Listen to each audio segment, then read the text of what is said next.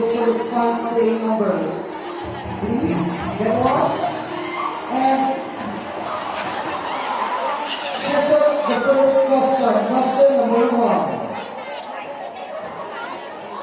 How did you prepare for this pageant? Maraming salamat sa inyong magandang katanungan. Una po, hinanda ko ang aking sarili sa inyong lahat. Pangalawa po,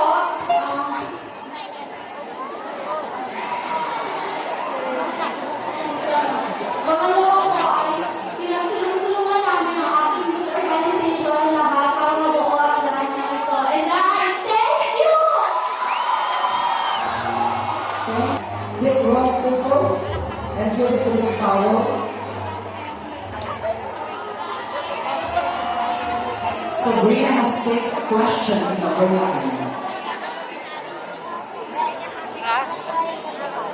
And the question goes like this. What qualities should a title holder have? Again, what qualities should a title holder have? Ano ba karamihan ang dapat tanggalin ng isang title holder?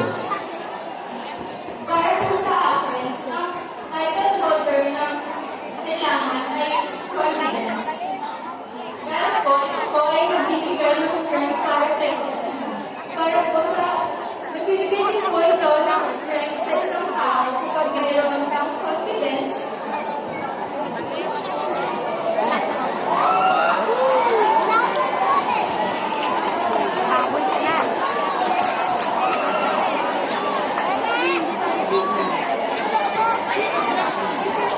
Mahalaga ang confidence sa isang tao upang magkaroon tayo ng lakas ng loob para lumaban at para magkaroon ng lakas ng loob katayo sa nagpaglaban.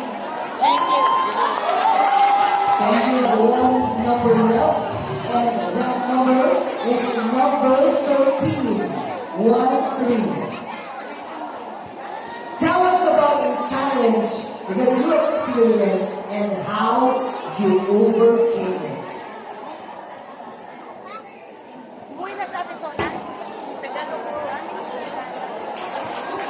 Ano isang pagsubok ang hinarap mo or na-experience mo at paano mo ito nalagpasan? Ang magandang experience Kakainatid lang sila, ang pagtutunan sa sarili ko. Kakainatid. Dahil wala ako lahat ng tao na may duda sa sarili. And isa na rin ako doon, lumaki